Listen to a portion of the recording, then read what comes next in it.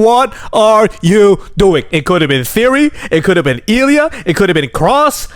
Just why? Why would you go with Becky, man? One of the biggest letdowns of the year, man. I don't understand why Triple H keeps booking these two at the top of the business. I don't know what they fucking did. I don't know what Hollywood party they attended together, right, to please the higher-ups, the executives, but this is ridiculous, man. I can't keep seeing this every single goddamn PLE, bro. Like, honestly, look, if they're gonna kiss, you better kiss all the way. I want to see tongue. I want to see the, the live celebration in the ring, Edge and Lita style. Make it so like we hate them to the extent that we hated Edge and Lita, okay?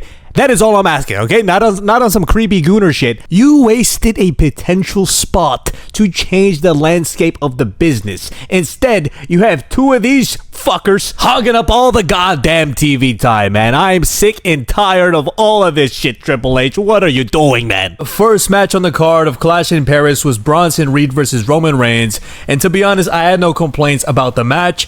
However, the commentary, oh my god, complete fucking blasphemy, dude. All right, just making Bronson Reed look like he's Superman, right? Saying that he has a Ferrari engine, just exaggerating his athletic abilities in the ring. I'm like, dude, stop it, Michael Cole, stop it, right? Especially waddling around wearing this stupid ass gear. Like, this is the cutest fucking logo I've ever seen on anybody, bro.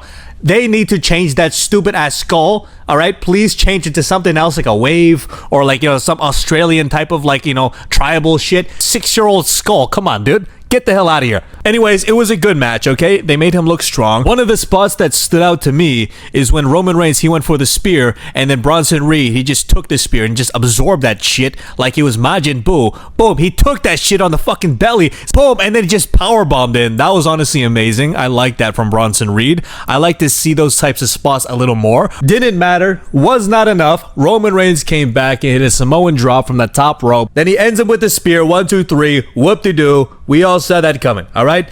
Now, Paul Heyman, he comes in the ring. He tries to, glaze Roman again, right? Convincing him, trying to entice him with the shoes. Nope, Roman Reigns catches him in a guillotine. And this is where the tomfoolery began, all right? Roman Reigns, he goes signing shoes and stuff. He gets his ass speared through the fucking table, right? Boom. Again, Bronson Reed, he keeps spamming his tsunamis. Same with Braun Breaker. Right, they keep spamming their finishers on Roman Reigns, whatever, he's stretched out. You have Bronson Reed fucking running around, trying to fucking, run away from the cops, run away from the security. Boom, he splashes him again. Kind of stupid, whatever, okay? And you got Jey Uso trying to save the day. Nope, gets his ass speared too. All right, they get kicked out of the arena. And boom, they're basically banned from Seth Rollins' match. Next was Street Profits, and honestly, I just sighed. Once I saw this shit, I'm like, bro, I fucking know exactly where that text is from. What are they doing wearing Borderlands fucking memorabilia, bro? It doesn't make any sense. You remember their fucking basketball shirts and their basketball shorts? Dude, why are you slapping on Borderlands gear on them, bro? They should have slapped it on the White 6. They had a lot more in common. It was a lot more on brand for them to wear that memorabilia, all right? Why are you slapping it on fucking people who literally their branding is like, basketball, frat party, fucking the stupid red cups.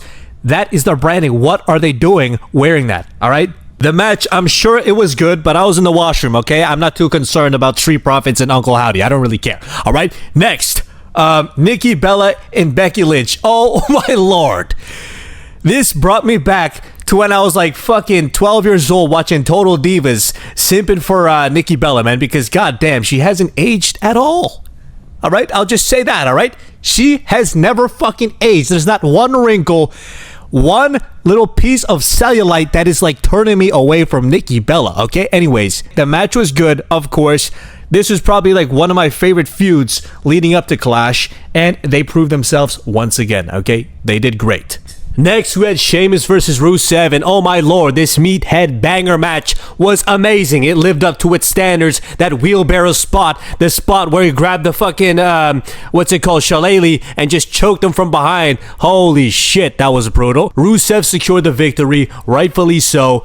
Next was John Cena versus Logan Paul. All right, this match, honestly, this is one of the most anticipated matches for me, and it was amazing. Straight away, it was a high-paced match despite John Cena being almost 60 years old and Logan Paul being a young gunner. Alright, they kept up with each other like no other, okay? This was John Cena's best retirement tour match. Not Randy Orton, not Cody Rhodes, not anybody else. It was Logan Paul that brought that out of him, alright? From zigzags to Cesaro uppercuts, from Styles clashes, it was honestly amazing. This match was such a surprise to me because they pulled out so many moves out of their bags, and it was just like, yo, shit, I can't even fucking keep up. It feels like an AEW match, goddammit. And it's like it's coming from Logan Paul, an influencer guy, and John Cena, who's almost 60 years old. John Cena hit a Canadian destroyer. It was a great match overall, alright? 10 out of 10 match for me. Personally, his best retirement tour match so far, okay? John Cena and Logan Paul put on a show.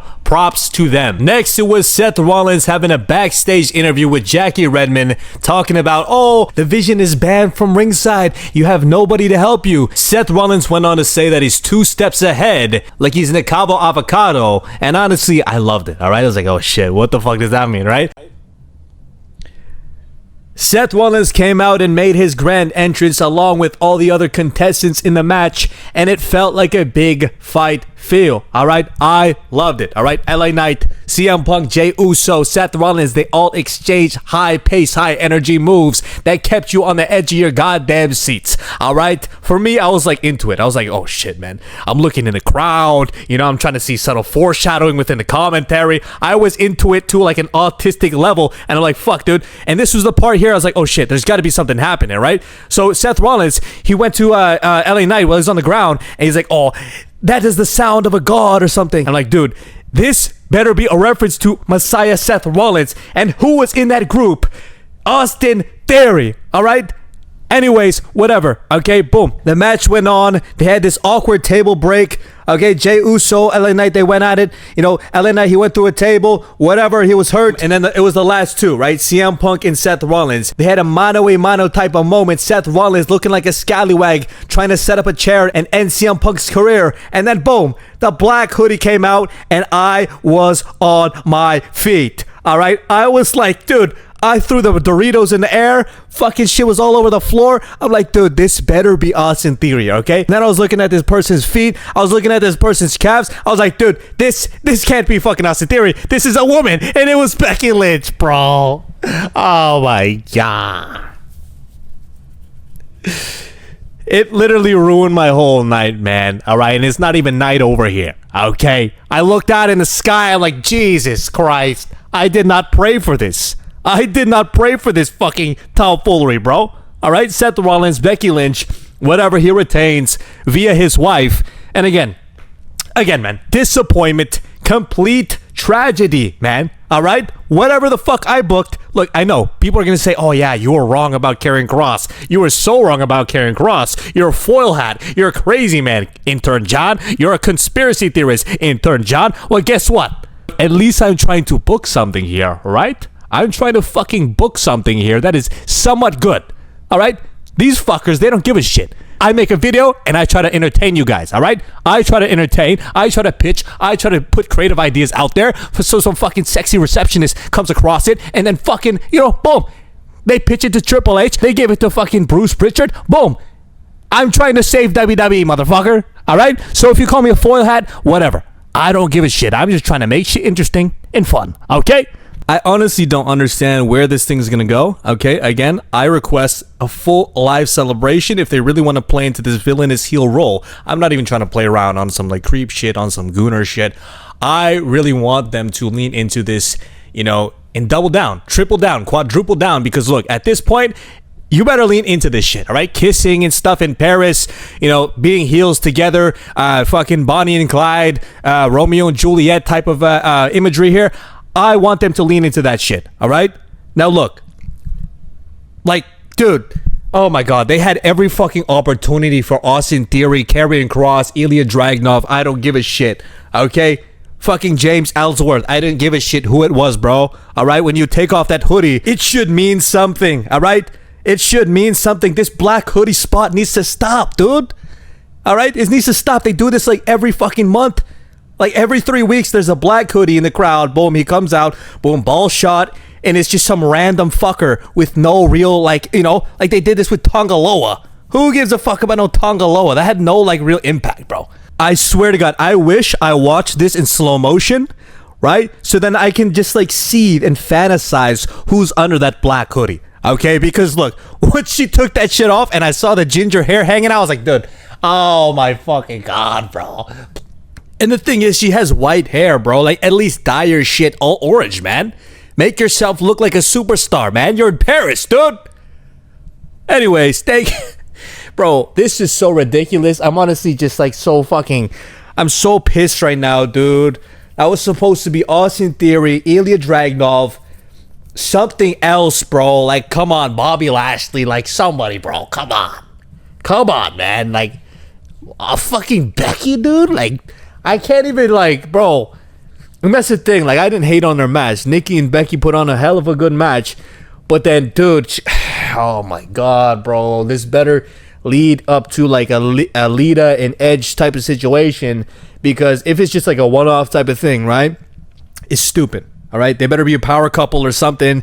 She better be a part of the vision. That is the only way I see it working, okay? Other than that, it's fucking stupid, all right? Anyways, I appreciate you guys for sticking through. What do you guys think about Clash in Paris? Oh my God, it blue-balled me, bro. I was ready, bro. I was ready to pop, man. That fucking black hoodie, man. Holy shit.